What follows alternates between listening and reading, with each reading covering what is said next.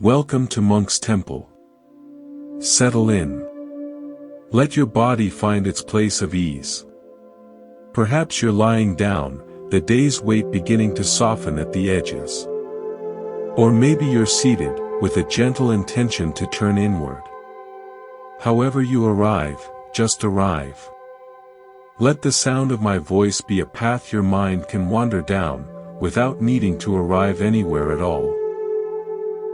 For 35 years, I have been a student of stillness, a collector of quiet moments, learning that the most profound wisdom speaks not in shouts, but in the spaces between heartbeats. This is not about transforming into someone new. It is, as the heart of Buddhism reminds us, a homecoming. A remembering of the stillness that has always been there, beneath the noise of your becoming. Imagine, if you will, a vast sky. Your mind, your life, is this sky. Thoughts are clouds. Some light and fleeting, some dark and heavy with rain. Emotions are the weather, passing storms of sorrow, warm fronts of joy, the steady pressure of anxiety. We spend our days looking up at this sky, identifying with every cloud, bracing for every change in the weather. We say, I am stormy, or I am overcast. We forget the nature of the sky itself. The sky does not cling to the clouds. It does not resist the storm. It holds it all with a boundless, silent spaciousness. The clouds drift through. The weather changes. The sky remains, untouched, vast, and clear. Our practice, our gentle journey of improvement, is this, to shift our identity from the passing weather to the sky that holds it. To discover that you are not the turbulence, but the space in which the turbulence unfolds. And in that discovery, find an unshakable peace. Let me share with you a story from my early days. I was in a coastal village, known for its master glassblowers. I watched an old artisan for days. He would gather a molten, glowing orb of glass on the end of a long pipe. It was a chaotic, fiery blob. Then, he would begin to spin the pipe. Slowly, steadily. He wouldn't force the glass into a shape. He would simply create a steady, centered spin. And as he spun, the chaos would begin to settle. The glass, responding to the consistent, gentle force, would find its own center. It would become a perfect, symmetrical sphere. From there, with the lightest of touches, he could guide it into a vase, a bowl, a delicate figurine. But the first step was never shaping. It was centering. He called it, getting the gather to sleep. I carried that image for years. Our minds, our days, are often that initial gather, molten, chaotic, pulled by 100 different desires and fears. We try to shape ourselves immediately into the perfect vase, the flawless figurine. We push and pull, and often, we crack. The Buddhist path teaches a different way. Before any shaping, before any grand plan for improvement, we must learn to spin the pipe. To find the center. To get the gather to sleep. Our breath, our mindful attention, is that steady spin. It doesn't solve our problems immediately. It doesn't create the final product. But it allows the chaos to settle into a perfect sphere of presence. And from that centered, settled place, all true and beautiful shaping becomes possible. We must center before we can create. If this way of beginning, from the center, not from the chaos, feels like a truth you wish to explore, you are welcome here. Subscribing to Monk's Temple is like taking a seat in this quiet shared space. It is a gentle signal that you wish to remember the sky, to find the spin that centers your day. We are here, exploring together. Today, we will not follow a linear journey from morning to night. We will move like the sky itself, touching different aspects of this practice, different ways of remembering your true nature. We begin not with action, but with space. Not with addition, but with a loving subtraction. We often believe that to build a better life, we must add more. More habits, more knowledge, more achievements. We are like builders who only know how to stack bricks, creating taller, more cluttered structures until the light is blocked and the walls feel close.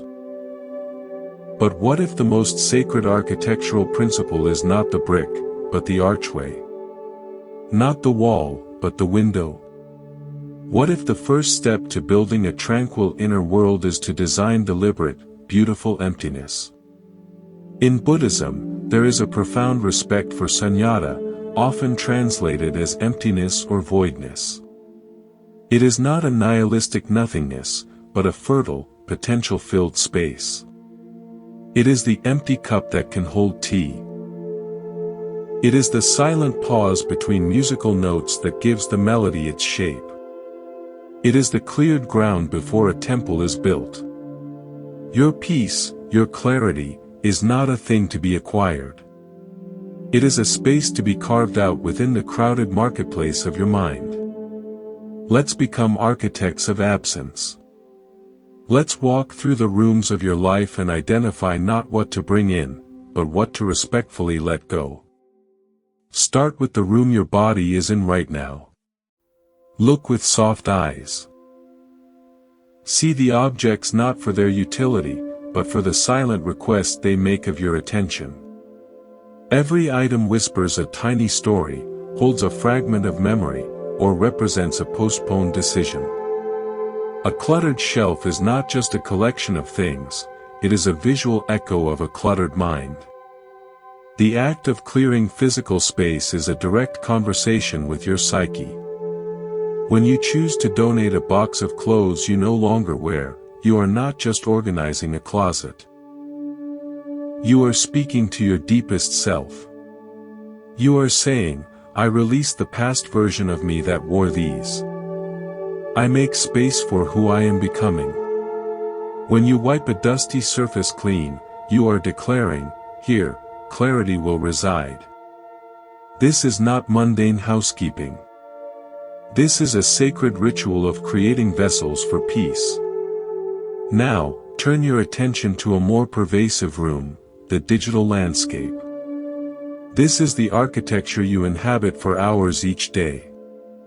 What is the design of this space?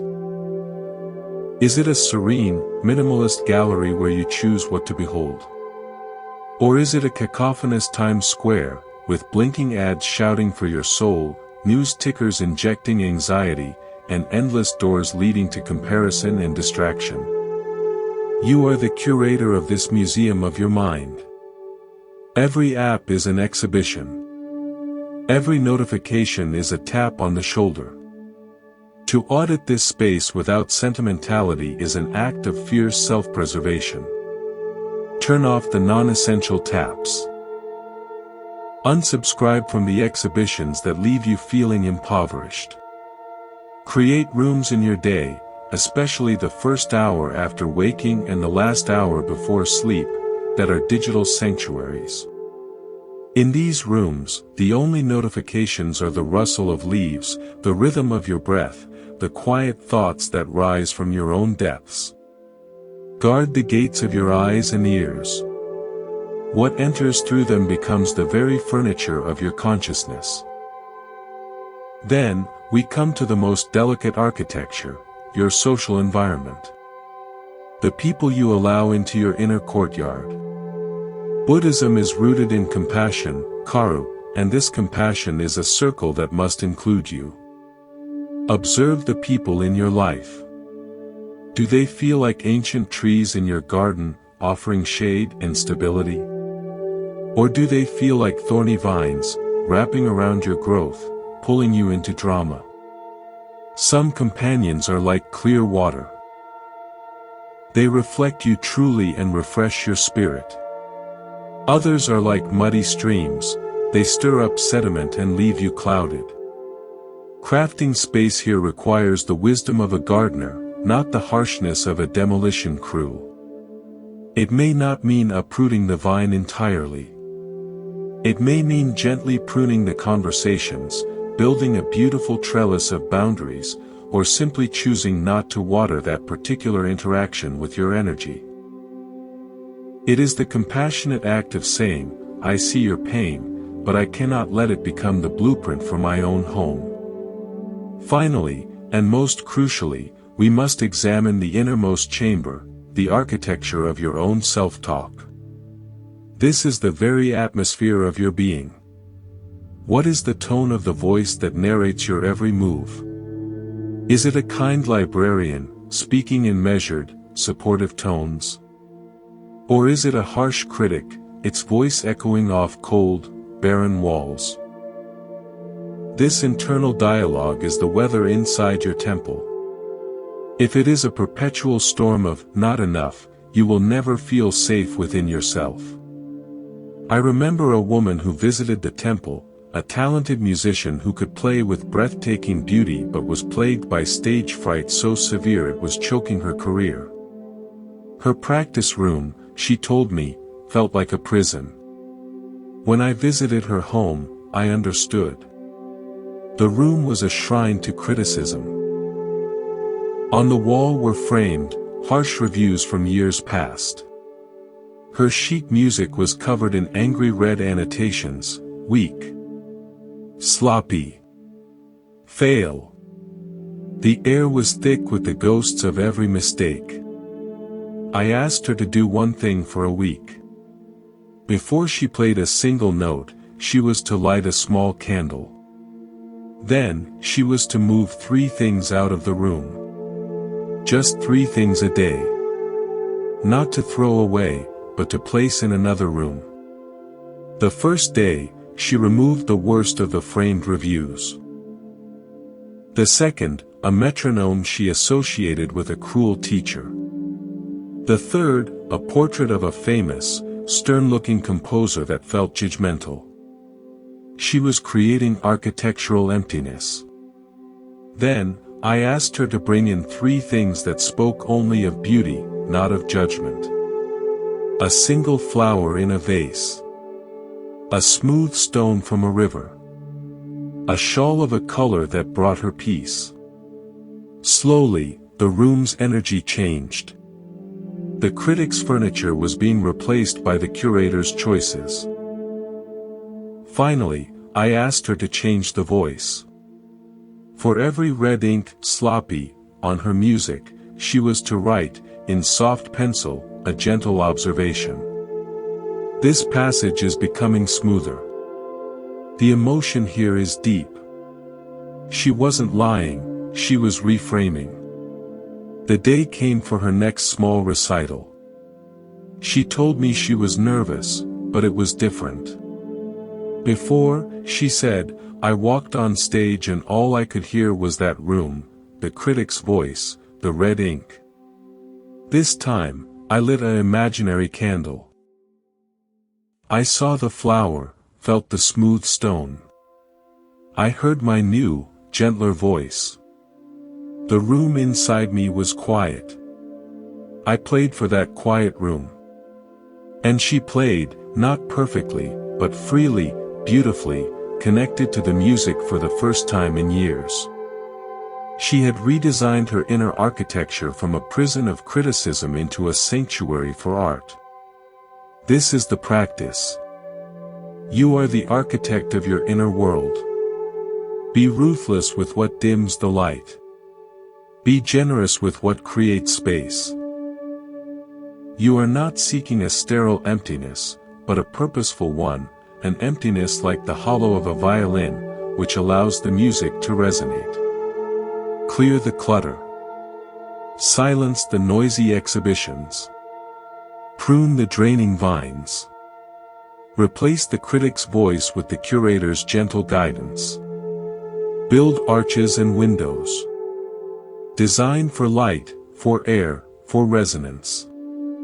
Your spirit is the music. Give it a space in which to sound its deepest, truest note. Let your awareness now drift inward, like a leaf settling onto the surface of a slow-moving river. Feel the current of your own being. There is a flow to you, a natural rhythm that has nothing to do with the ticking of a clock or the demands of a calendar. Most of us live by the clock, that rigid, external tyrant. We segment our life into hours, we race against minutes, we feel guilt for moments we deem unproductive. But what if the true measure of a life well lived is not how many hours you fill, but how deeply you flow with your own inner tide? Buddhist wisdom gently guides us away from the tyranny of time and toward the wisdom of virya, often translated as energy, effort, or vitality. But it is not a frantic energy. It is the natural, rising and falling vitality of life itself, present in a blooming flower, in a sleeping cat, in the movement of your own breath. Your body, your mind, your spirit, have their own unique tidal patterns. To force yourself to be high tide at all times is to fight the ocean itself. Peace is found in harmony with your own natural ebb and flow. Begin by becoming a quiet observer of your inner coastline. For a few days, let go of judging your energy as good or bad. Simply notice. Is there a time of day when your mind feels most like a clear, still pond, perhaps in the early blue of dawn, or in the deep hush of midnight? That is your high tide of clarity. When does your body feel most alive, most willing to move with grace and strength? That is your high tide of vitality. And when does the water recede, leaving you feeling quiet, reflective, or in need of simple rest? That is your low tide, not a failing, but a necessary phase of integration and restoration. I learned this not from scripture, but from an old maple tree outside the temple window. For a year, I watched it. In spring, it erupted in a frenzy of buds, a palpable energy of creation.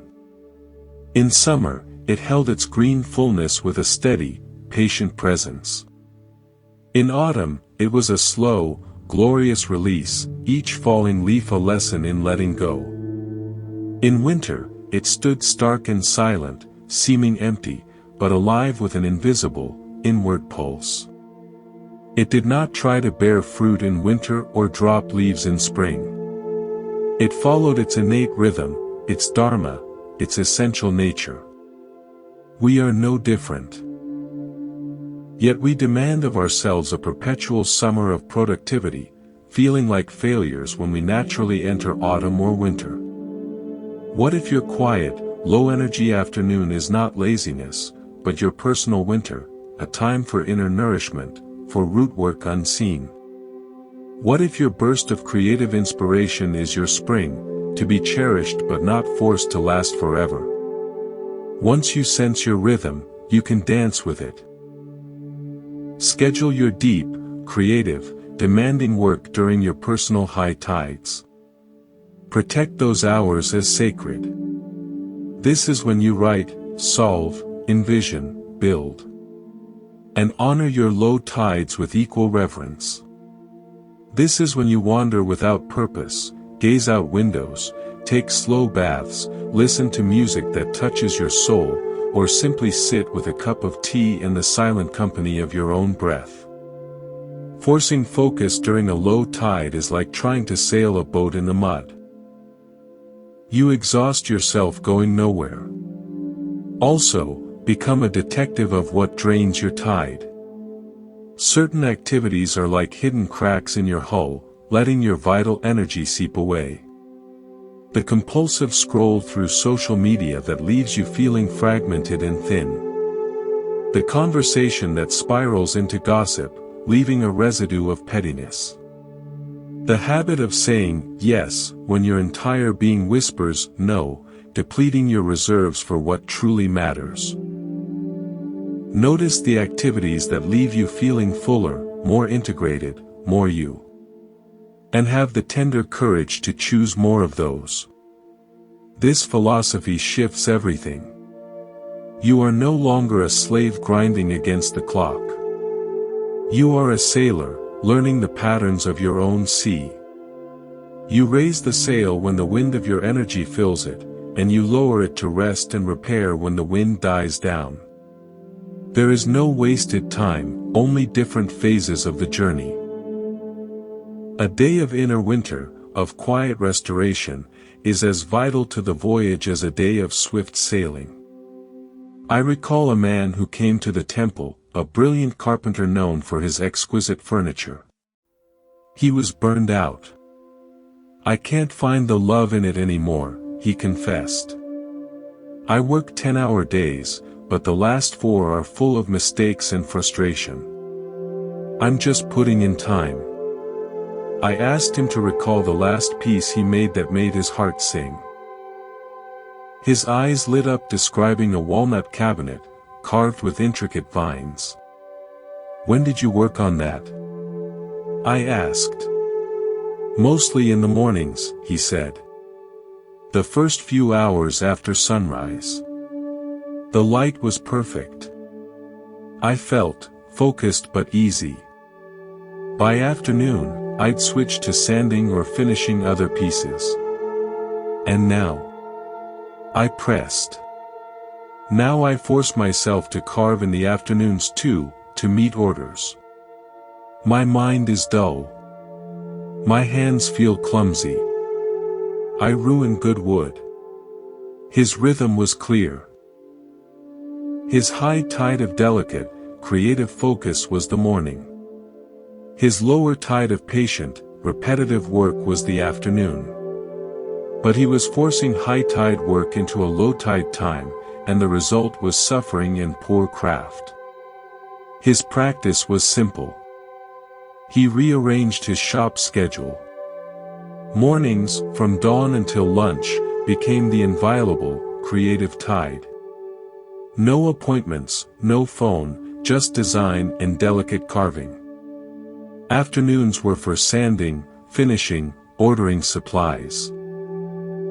Tasks that required less precision but steady hands. He began to end his day earlier, honoring his natural depletion. He returned months later, a different man. "It's not just that the work is better," he said, holding up a photo of a stunning, fluid chair. "It's that the work feels good again. I'm not fighting myself. The morning feels like a gift. The afternoon feels peaceful. I get more done in those morning hours than I did in a whole forced day." He had stopped battling time and started flowing with his energy. He had aligned with his dharma as a creator. This is the practice of the inner tide. Let go of the obsession with quantity of hours. Fall in love with the quality of your presence within each hour. Ask not, "What time is it?" but "What is the state of my energy?" When you are calm and clear, go deep. When you are weary, pause and restore. In this alignment, you will discover a profound efficiency. Not the cold efficiency of a machine, but the warm, effortless efficiency of nature. A tree does not strive to grow, it simply meets the sun and the rain with its whole being. You will find that from a place of aligned energy, you accomplish what matters with less strain and more joy. You trade the anxiety of the clock for the wisdom of the current. You stop racing the river and learn to float in its direction, trusted, carried, at peace. Now, bring your awareness to your hands. Feel the space between your fingers. Imagine you are holding a bundle of threads, 100 different colors, textures, and lengths. Some are silken and fine, your delicate hopes. Some are rough and demanding, your obligations. Some are bright with excitement, others dull with worry. This is the bundle of your attention, of your life's concerns. We awaken each day and instinctively try to weave with all these threads at once. We hold the bundle in a tight fist, trying to force a tapestry, and our minds become a tangled, frayed mess. The loom of the day jams. We feel the frustration of many beginnings and no clear pattern. Buddhism offers a tool of sublime simplicity, ekaggata, one-pointedness, single-minded focus. It is the practice of carefully, lovingly, setting all the threads down save one. Choosing a single strand of intention, and following its path with your whole heart. Not to the neglect of all else, but as the guiding color that will dye the entire day's weave. Your intention is not a to-do list item. Finish the report is a destination that can breed frantic energy. An intention is the quality of the journey. Today, I will bring calm focus to my work is an intention. It is the color blue, perhaps.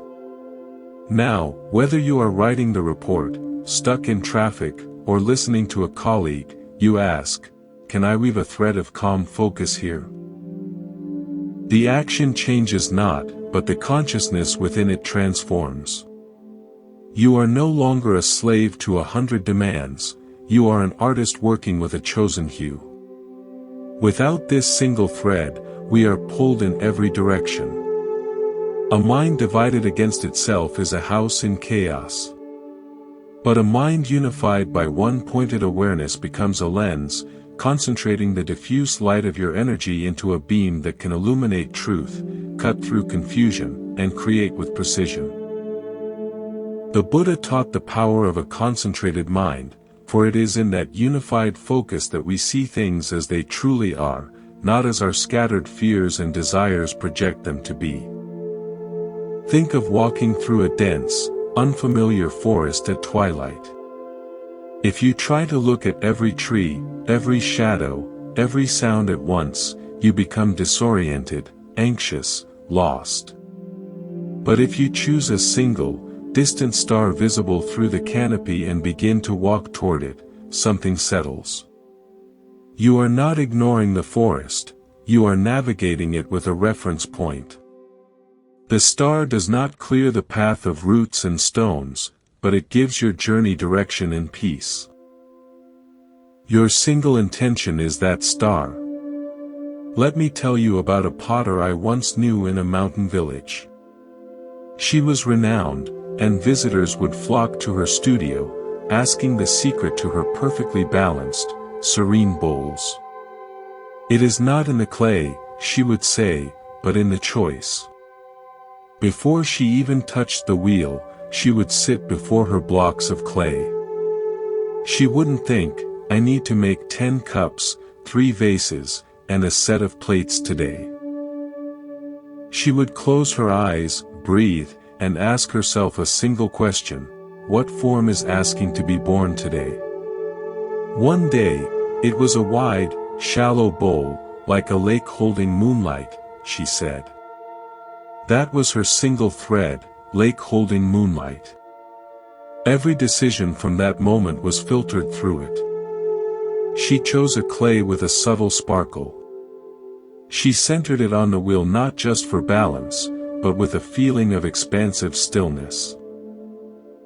As her hands pulled the walls up, she wasn't thinking, don't collapse, she was thinking, gentle shore. The trimming, the glazing, all were in service to that one initial image. The result was not just a bowl, it was a meditation. When she was done, she would move on, ask the question again, and follow the next single thread. Her studio was not a factory of frantic production. It was a sanctuary of successive, wholehearted commitments. She taught me that our days can be the same. We do not have to be factories of multitasking. We can be sanctuaries of sequential purpose. So how do you find your thread? In the morning, or even the night before, in a moment of stillness, drop the list. Ask a different question. What quality does my spirit need to cultivate today? Perhaps it is patience, as your life feels rushed. Perhaps it is courage, as you face a difficult conversation. Perhaps it is curiosity, as your world has grown routine. One word. One quality. That is your thread. Then, carry it lightly. Don't brandish it like a weapon against the day. Let it rest in your heart, a quiet lodestone. When you feel scattered, touch it mentally. Ah yes, my thread is kindness. Let it reorient you. It will help you say a gentle no to engagements that require harshness, and a heartfelt yes to moments where kindness can bloom. You will find that this one-pointed focus paradoxically makes you more responsive, not less. Because you are responding from a centered place, not reacting from a scattered one. I witnessed the power of this in a young father who came to the temple, overwhelmed by the transition to parenthood. I'm trying to do it all, he said.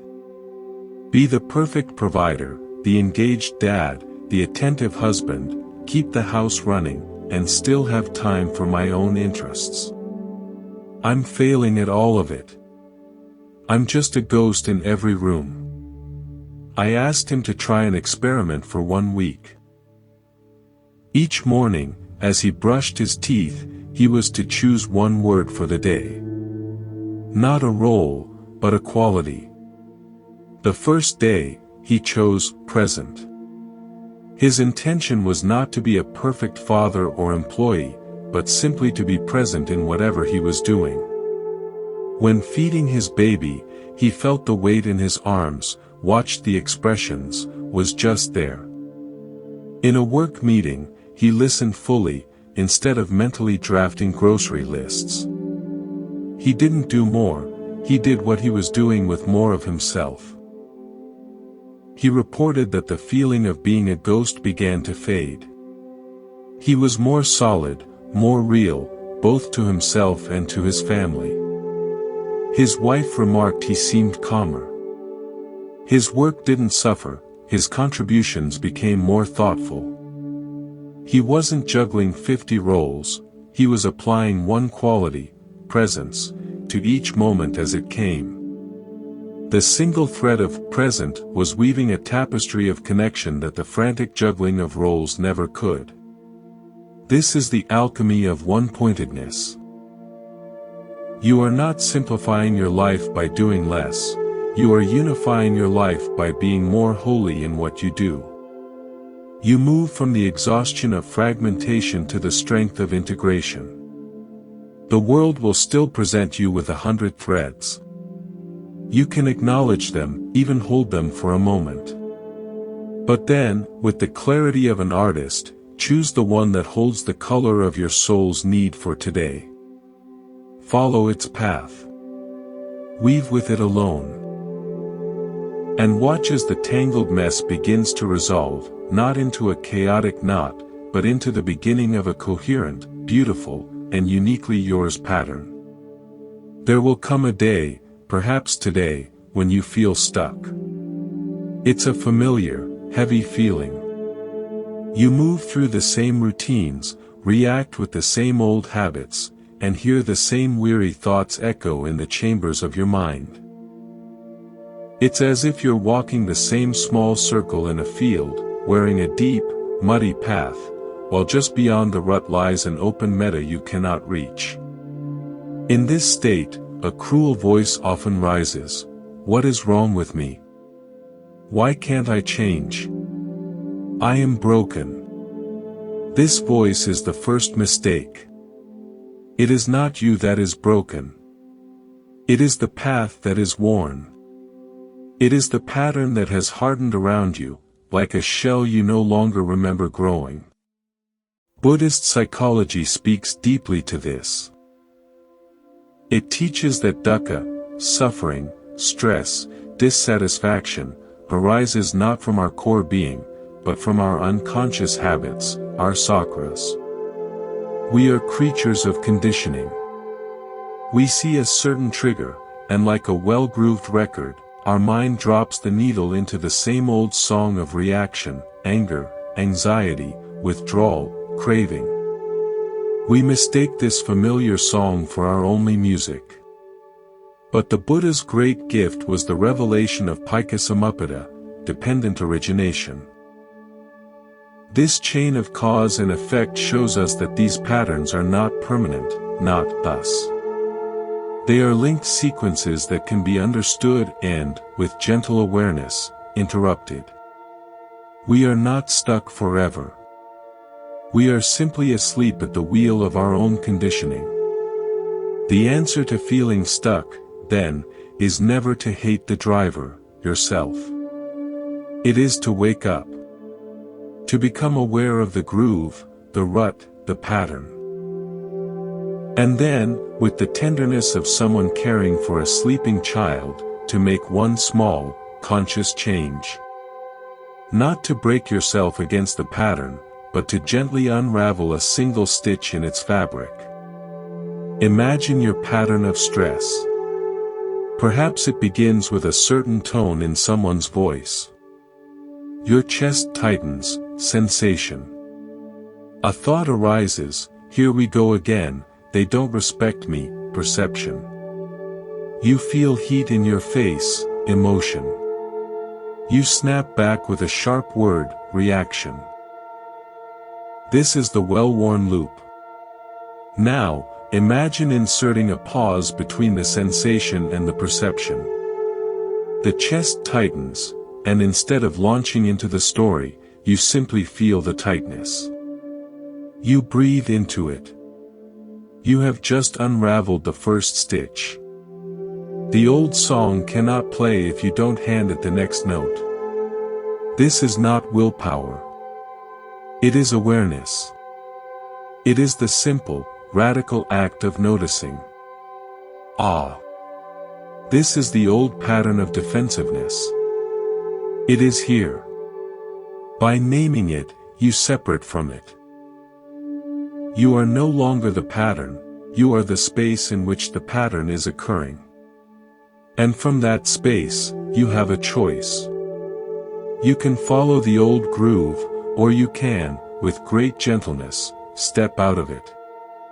Let me share a story about unraveling. Years ago, there was a librarian in our town, a woman of immense quiet and order. Her library was a sanctuary. But she confided in me a secret pattern that plagued her, a storm of anxious planning every Sunday night. As the sun set, she would sit with her planner, and a wave of dread would wash over her. Her mind would spin through the coming week, visualizing every possible thing that could go wrong, a missed deadline, a difficult patron, a personal failure. This Sunday dread would leave her exhausted before the week even began, stealing the peace of her weekend. She tried to break it by force. Stop being so irrational, she would chastise herself. It only made it worse. The pattern, and her self-hatred for having it, became a double knot. I suggested she stop trying to break it, and instead, study it. The next Sunday, as the familiar tightness began, she was to light a candle, get out her planner, but add one new thing, a small notebook titled The Pattern. Her task was not to plan, but to observe. What is the first physical sensation, she wrote. A clenching in my stomach. What is the first thought? You didn't prepare enough. What emotion follows? Fear. She was mapping the loop. Then, I asked her to introduce one tiny, kind interruption. Not to stop planning, but to preface it. Before opening the planner, she was to place her hand on her heart and say aloud, softly, whatever comes, I will meet it with the resources I have. It felt silly to her, but she did it. The first week, the dread still came, but it felt observed. It was a cloud in the sky of her awareness, not the entire sky. The second week, the space between the clenching stomach and the frantic thoughts felt a little wider. The kind sentence was a small stone placed in the rushing stream of her anxiety, diverting its course just a fraction. After a month, the Sunday evening ritual had transformed. The candle and the kind sentence came first. The planning felt more like reviewing a map for a journey, not preparing for a battle. The dread had not been vanquished by force. It had been gently unraveled by the twin threads of awareness and compassion. She had changed the pattern by changing her relationship to it. Your patterns may be different. The after-work scroll that steals your evening.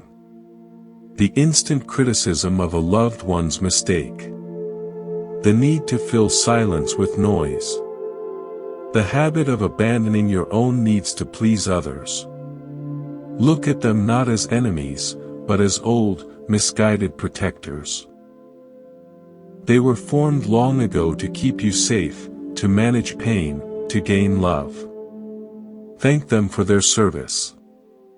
And then, with the clarity of the present moment, let them know their strategy is no longer needed.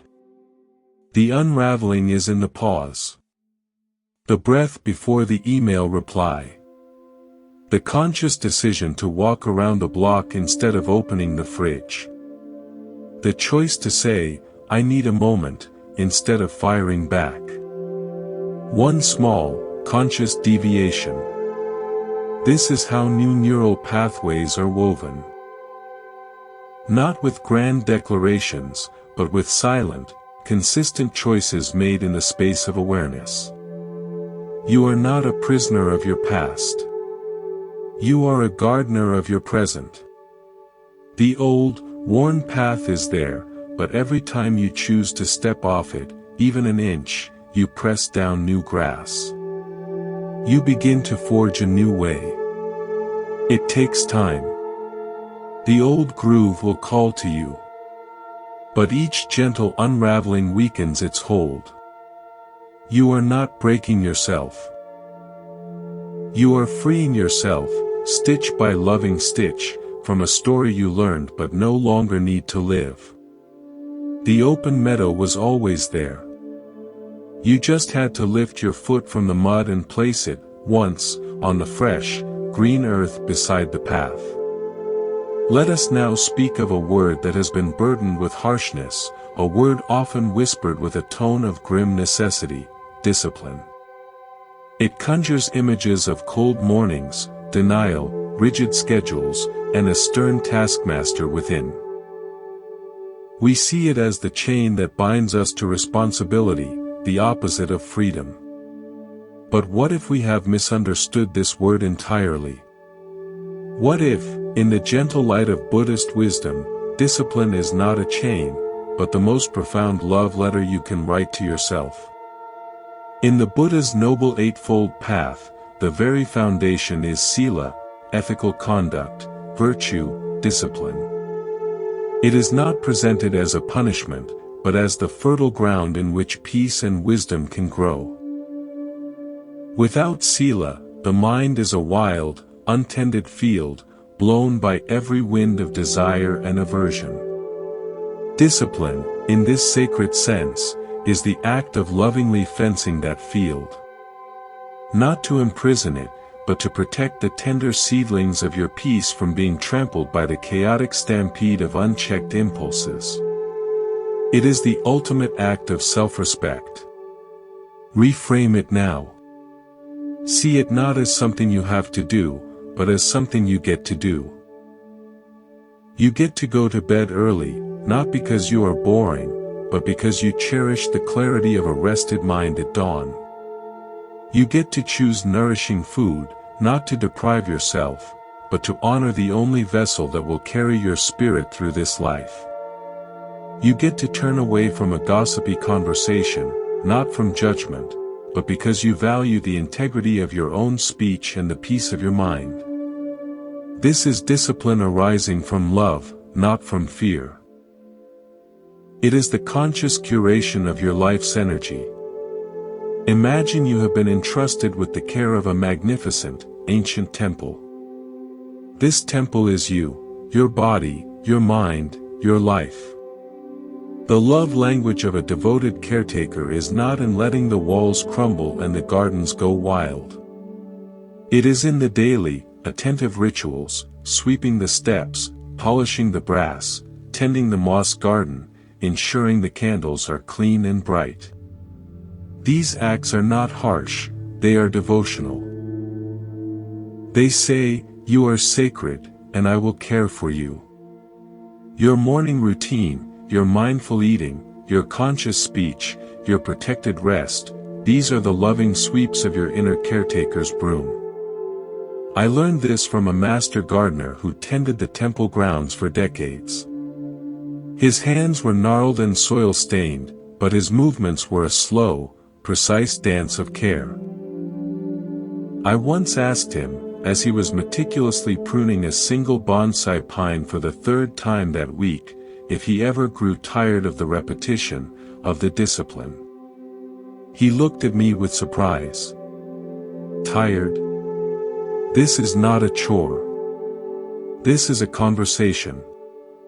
He pointed to a tiny, new needle. I see this and I know the tree is happy. I remove this small, dead branch so its energy is not wasted. I turn the pot a fraction so the light touches all sides. I am listening to it, and I am answering with my care.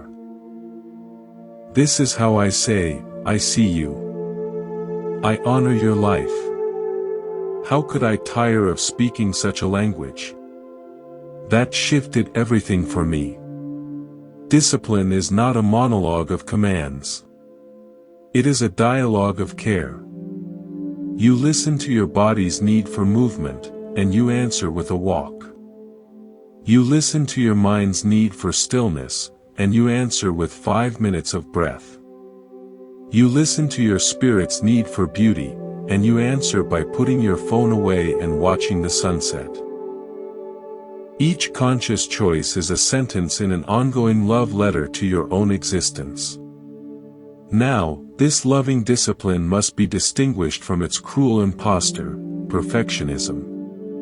Perfectionism is rigid, brittle, and fueled by self-hatred. It says, you must do this flawlessly, or you are worthless. When you inevitably stumble, it shames you. Loving discipline, sila, is flexible, compassionate, and fueled by self-respect. It says, I will show up for myself consistently, not flawlessly. When you stumble, it says, you fell. That's part of the path. Let's get up gently and continue. One leads to burnout and despair, the other leads to resilience and inner trust. I witnessed this transformation in a man who came to the temple to get disciplined. He was an artist who dreamed of a daily drawing practice but could never maintain it. He would set a brutal goal, one full, detailed portrait every day. He'd manage it for 2 days, exhaust himself, miss a day, and then drown in guilt, abandoning the practice for weeks. He saw his lack of discipline as a moral failure. I asked him to put away the large canvases and the detailed goals. I gave him a tiny sketchbook, no bigger than his palm. For 1 month, I said, your discipline is this: every day, you make one mark. Just one. It can be a single line, a smudge of charcoal, a dot. That is all. But you must do it with full attention, as an act of care for the artist within you. He was baffled, almost insulted. 1 mark. That's nothing. It is not nothing, I said. It is the ritual. It is lighting the candle in the temple every single day, regardless of whether a grand ceremony is held. Reluctantly, he agreed. The first week, he made his one mark, a quick, perfunctory line. But the ritual of opening the book, holding the pencil, created a tiny space. By the second week, his one mark became a small, careful circle. Then a few lines that suggested a leaf. The discipline was no longer about output, it was about showing up for the conversation. Some days the mark was bold, some days faint. It didn't matter. He was speaking the love language of consistency. After a month, he didn't want to stop. The tiny sketchbook was filled with a fascinating diary of his inner weather, expressed in minimal marks. And without force, he naturally began to spend longer periods drawing, not because he had to, but because the loving dialogue had reopened. He had discovered that discipline wasn't a whip to drive him toward masterpieces, it was a hand extended daily to the artist within, saying, "I am here. Let's play. This is the practice." Turn your shoulds into get tos. See your daily rituals not as tasks, but as sentences in your love letter. Brush your teeth with care, as if polishing a precious statue. Eat your meal with gratitude, as if offering sustenance to a beloved guest. Set a boundary not with resentment, but with the clarity of someone protecting a sanctuary. And when you forget, when you choose the easy distraction over the loving action, do not condemn the caretaker. Simply notice, and return. The return is the most powerful part of the love language. It says, "No matter how far I wander, I will always come back to care for you." When discipline is born of love, it ceases to feel like confinement. It feels like the ultimate freedom, the freedom from being tossed by every passing whim, the freedom of self-trust, the freedom of living in alignment with your own deepest respect. It is how you build a life that is not a chaotic reaction to the world, but a beautiful, intentional creation. You are both the temple and the devoted caretaker. Speak to yourself in the language of loving, daily care. That is the discipline that liberates.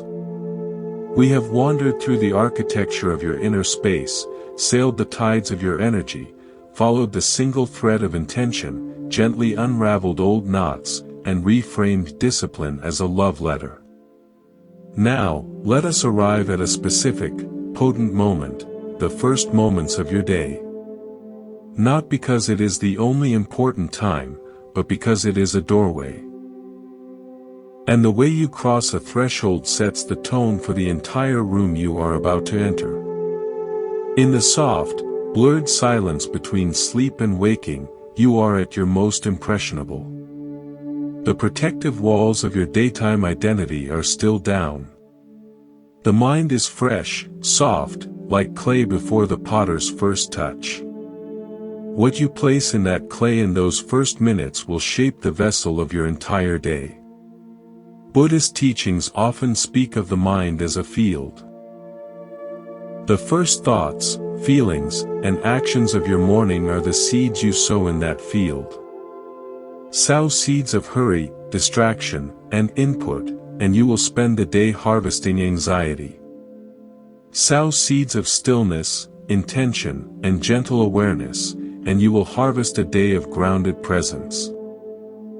Most of us, however, cross this sacred threshold with a crash. The alarm jolts us from one world into another.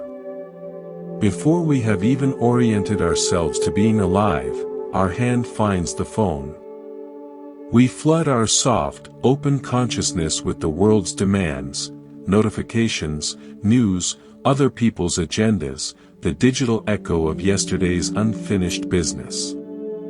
We allow the outer world to colonize our inner world before we have even taken ownership of it. We begin the day in a state of reaction, and we spend the rest of it trying to recover a center we never established. What if, instead, you treated the first hour, or even the first 20 minutes, as a sacred incubation period? A time not for doing, but for becoming. A time to build yourself from the inside out, so you can meet the day not as a hollow reed blown by the wind, but as a strong, rooted tree. This is not about adding a lengthy, complicated routine. It is about the quality of your presence in simple acts. It begins before you even move. When you wake, resist the impulse to leap. Let your eyes remain closed. Feel the weight of your body on the bed. Listen to the morning sounds, the birds, the distant traffic, the hum of silence itself. Take 3 conscious breaths, feeling the air fill you and leave you. In these moments, you are claiming your sovereignty. You are saying, this body, this breath, this awareness is my home. I arrive here first. Then, move slowly, with a sense of ritual. When you rise, feel your feet on the floor. Let the connection to the earth be your first conscious action. Stretch, not as exercise, but as a greeting to your physical form. Acknowledge this vessel that carries you. Pour a glass of water and drink it mindfully, feeling the coolness travel through you, hydrating not just your body, but your intention for clarity. Now, feed your mind something that nourishes its depth, not its distraction. This is where you choose your seed. It could be 5 minutes of sitting in pure silence, watching the breath. It could be reading a few lines of poetry or wisdom that lifts your gaze. It could be writing 3 things you feel a whisper of gratitude for in a journal. It could be simply standing at a window and truly seeing the quality of the morning light on the leaves. This act is not about information. It is about orientation. You are orienting your inner compass toward peace, toward meaning, toward what matters to you. I learned the power of this not from a monk, but from a blacksmith. He lived behind the temple, a man of fire and metal. His mornings were legendary in their quiet precision. I asked him once how he could work with such chaotic elements, the roaring forge, the hammer blows, and yet carry an aura of unshakable calm. It's all in the first coal, he said. He invited me to watch. His day did not begin at the forge. It began in the cool, dark silence of his cottage. He would sit for 10 minutes by his cold hearth, just looking at the empty grate. He'd then take a single piece of coal, place it in the center, and light it with one match. He wouldn't rush to add more.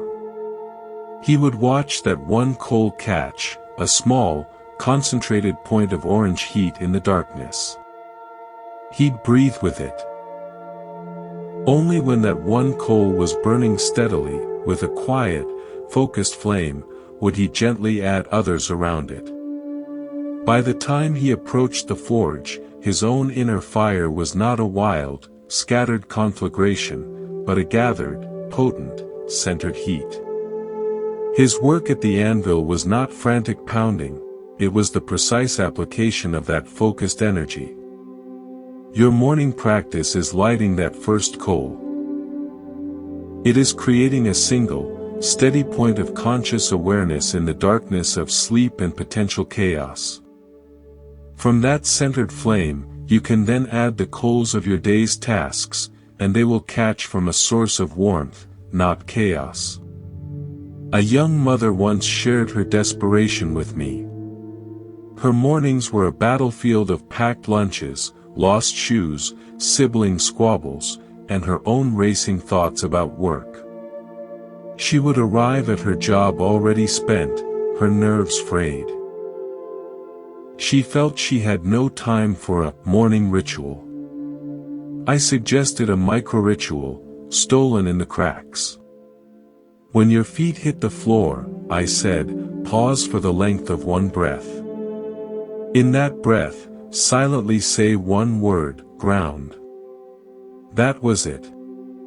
Then, as she waited for the coffee to brew, instead of picking up her phone, she was to simply look out the window and name one color she saw. Blue sky. Green hedge. Brown fence. Just one color. Finally, in the car, before starting the engine, one more breath with the word center. It felt absurdly small. But she tried it. The single breath with ground became an anchor. The naming of a color pulled her out of her frantic mental list and into the actual, present world. The center breath in the car created a tiny buffer between the chaos of the house and the demands of the road. She reported that over weeks, these 3 tiny pauses, totaling less than 60 seconds, began to change the geometry of her morning. They created invisible pockets of space. She found herself reacting less sharply to the spilled milk, speaking more calmly to her children. The morning didn't become perfectly peaceful, it was still a household with young children, but she became more peaceful within it. She had lit her first coal. The rest of the fire, the tasks, the noise, the motion, now burned around a small, steady point of awareness, rather than as a formless, consuming blaze. Your morning stillness is not an escape from life. It is your preparation for living. You are tuning your instrument before the symphony. You are aligning your compass before the journey. You are not seeking to control the day, which is impossible. You are cultivating the inner stability that allows you to meet the day with grace, regardless of what it brings. Build a morning that builds you. Not with pressure, but with presence. Not with more doing, but with a more profound being. Light your first coal, and let the day catch fire from that steady, quiet, centered flame.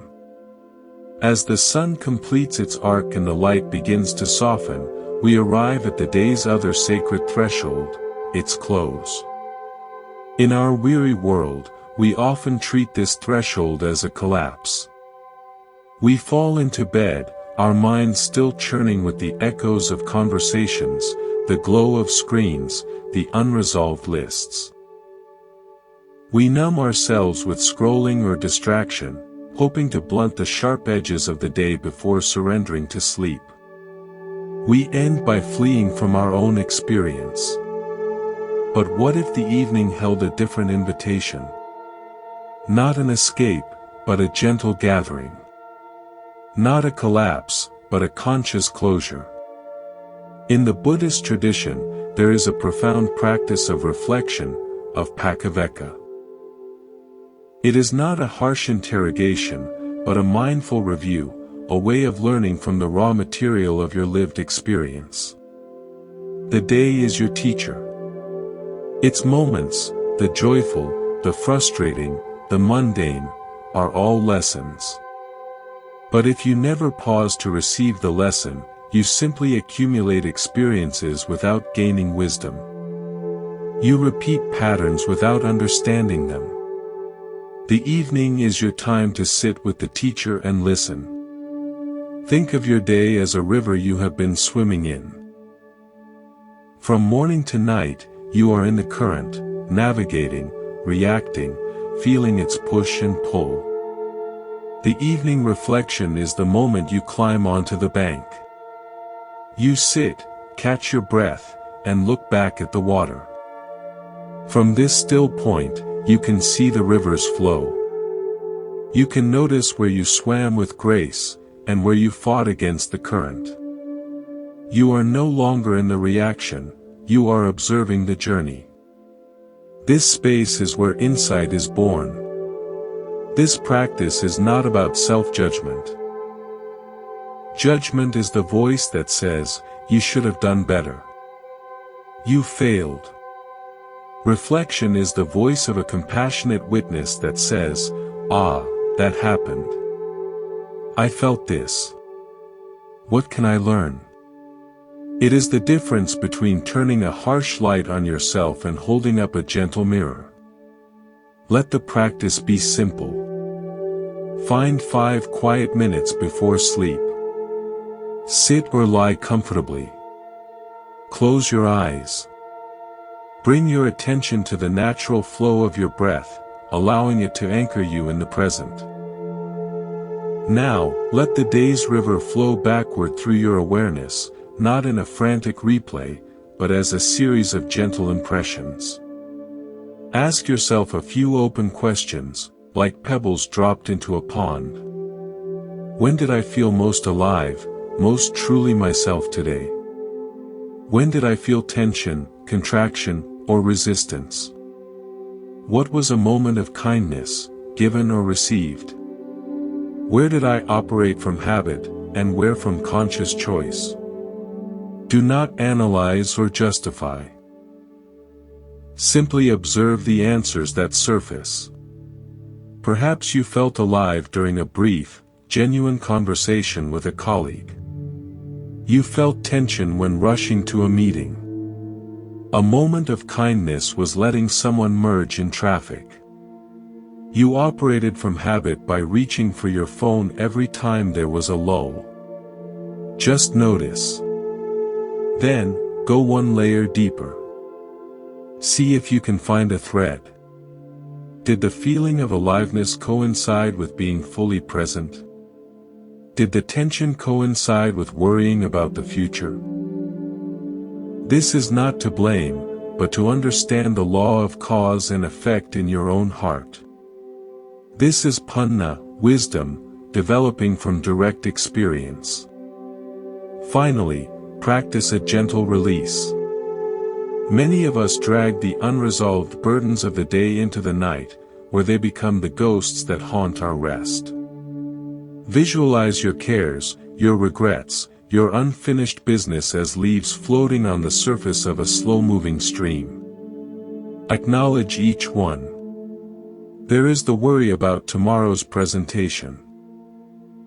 There is my regret over my impatient words. Then, with a soft exhale, imagine letting the leaf go, watching it drift around the bend and out of sight. You are not dismissing its importance, you are simply placing it in the larger flow of time, trusting that you can pick it up again tomorrow with a fresher mind if needed. End with a simple phrase of kindness for yourself: I did the best I could with what I had today. I am learning. I remember a retired schoolteacher who came to the temple, her mind plagued by insomnia. As soon as my head hits the pillow, she said, the classroom appears. I reteach every lesson, remanage every disruption, grade every paper I ever left unfinished. It's exhausting. I asked her to try an evening ritual of closing the classroom. 1 hour before bed, she was to sit at her kitchen table with a notebook. She was to draw 2 simple columns. The first column was labeled Lessons Taught. Here, she was to jot down not academic lessons, but life lessons she encountered that day.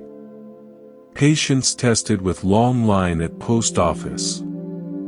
Joy felt seeing crocuses bloom. The second column was Lessons Learned. This was her reflection. For patience tested, she might write, I noticed my jaw clench. I took a breath. The line moved. For joy felt, she might write, beauty is a gift that requires only my attention. This act of symbolic grading, not of herself, but of the day's curriculum, had a remarkable effect. It formally ended her day's teaching duties. It extracted the wisdom from the events, so the events themselves lost their power to haunt her. By the time she went to bed, the classroom was empty, the lessons were archived. She was no longer the teacher in the endless night school, she was the student who had integrated the day and could now rest. Her insomnia softened, not because she forced sleep, but because she had created closure. Your evening mirror can be as simple as 3 breaths with intention. Inhale, I gather the day. Hold, I learn from what is here. Exhale, I release what is done. It is the sacred act of putting the day to bed, of telling it, you are complete. You have taught me. Now I will rest, so I may meet tomorrow anew. This practice weaves a thread of continuity through your life. Days stop being isolated, stressful events and start being chapters in your conscious evolution. You sleep not to escape, but to integrate. And you awaken not to a blank, anxious slate, but to a path you are understanding, step by mindful step. You close the circle of the day with peace, and in doing so, you plant the seed for a more peaceful tomorrow. We have journeyed together through the architecture of your inner space, sailed the quiet tides of your energy, followed the single thread of intention, and learned the gentle art of unraveling old knots. We have reframed discipline as a love letter, honored the sacred thresholds of morning and evening, and held up the evening mirror with compassion. These are not separate practices, but threads of a single, golden braid. They are the unseen weave that holds the fabric of a mindful life together. Now, let us step back and behold the larger tapestry. The core of the Buddhist path is not in any one of these practices alone, but in the understanding they collectively point to, that you are not a fixed self being improved, but a dynamic, flowing process of awareness. Real change is not a violent overthrow of who you are. It is a gentle, persistent realignment with what you have always been beneath the noise. Awareness itself, capable of infinite compassion, clarity, and peace. This final part is an invitation to integration. To carry these threads not as a checklist, but as a living wisdom that moves with you through all seasons of life. Let us explore this through a few final stories and parables, drawn from the deep well of lived experience, that speak to the heart of this continuous, gentle awakening. In a village, there were 2 master potters. The first was obsessed with perfection. Each pot had to be symmetrical, flawless, of identical thickness. He would work frantically, measuring, scraping, and often, in his frustration, would collapse a nearly perfect pot on the wheel and start again. His studio was a place of tense silence, filled with the ghosts of shattered vessels. The second potter worked differently. She would center the clay and then begin with a sense of curiosity. What wants to emerge today, she would wonder. Her hands listened to the clay. If a slight asymmetry appeared, she might incorporate it into the design, making the pot unique. If the wall thickened in one spot, she didn't see a flaw, she saw a place of strength. Her studio was filled with pots of breathtaking character, no 2 alike, each bearing the gentle marks of the process itself. The first potter represents our ego's desire for a perfect, fixed self, an endless, frustrating battle against nature. The second represents the path of awareness. Meeting each moment, each aspect of ourselves, with curiosity and acceptance, allowing our unique character to be expressed, not erased. Our practice is not to create a flawless, static person, but to become the second potter for our own lives, embracing the gentle asymmetries of our being as the very source of our beauty. A young monk was tasked with keeping a lantern lit at the temple gate on a wildly windy night. He tried everything. He built a glass shield, but the flames suffocated. He cupped his hands around it, but his body shook with the effort and the flame flickered dangerously. Exhausted and despairing, he went to his teacher. The old teacher simply took the lantern, lowered the wick until the flame was small, steady, and close to the oil, and placed it in a deep niche in the stone gatepost. There, sheltered from the direct blast, the tiny flame burned unwavering through the night. We often try to protect our inner peace by building rigid walls or through exhausting force of will. The wind of life, stress, change, loss, will always find a way around these. The Buddhist wisdom is to lower the flame. To not fuel the blaze of our reactions, our identifications, our egoic demands. To draw our awareness close to its source, to the still, deep oil of our true nature. When we do this, and find our sheltered niche in the present moment, our peace is not a flickering torch in the gale, but a small, steady light that cannot be blown out. A seeker hired a legendary guide to reach a sacred mountain summit. The first day, the seeker rushed ahead, focused only on the peak, tripping over roots, gasping for air. The guide moved slowly, stopping often to check the sky, feel the wind, drink water, and admire a wildflower.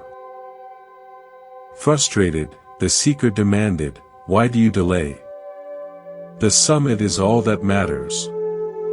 The guide smiled and said, "The mountain is not just the summit. It is the sound of the stream we will cross, the feel of this pine needle, the coolness of this stone. If you climb only for the peak, you will arrive exhausted and blind to the mountain. If you climb with the mountain, every step is the destination." Our self-improvement can become a frantic summit chase, blinding us to the sacredness of the path itself, this breath, this feeling, this ordinary moment. True growth is not a distant goal, it is the quality of attention you bring to the step you are taking right now. The guide's wisdom is the wisdom of mindfulness, the journey itself is the temple. So how do you live this? You don't have to do everything at once. You simply begin the weave. When you wake, you light your first coal of awareness, morning stillness. You choose a single thread to guide your day's tapestry, the single thread. You move through your hours in harmony with your inner tide, not the clock, rhythm of the tide. When you feel stuck, you pause and gently unravel the knot with awareness, not force, the gentle unraveling. You make choices that honor your temple, speaking the love language of respectful care, discipline as love. You curate your inner and outer space, making room for peace to grow, architecture of absence. And at day's end, you sit on the riverbank, learn from the flow, and release it with gratitude, the evening mirror. This is the cyclical, never-ending, always beginning again practice. Some days you will only manage one thread. Other days, the weave will feel coherent and strong. Both are perfect.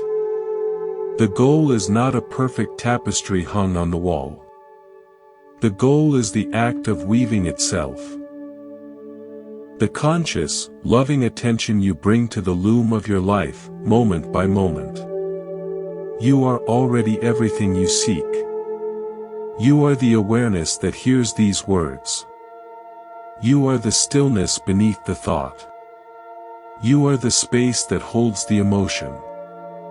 This journey of improvement is just a gentle remembering, a clearing away of the dust of habit and distraction to reveal the radiant clarity that has always been here. So, as we close this shared time, carry this knowing forward softly. You are not broken. You are not behind. You are a living process of awakening. Start exactly where you are. with your next breath, with the next gentle choice. The entire path is contained in that. Thank you for walking this path of listening. May you carry this quiet knowing into your days and nights. May your compassion for yourself be the foundation for all your growth. May you remember, always, that you are both the weaver and the beautiful, ever-unfolding weave. Welcome home.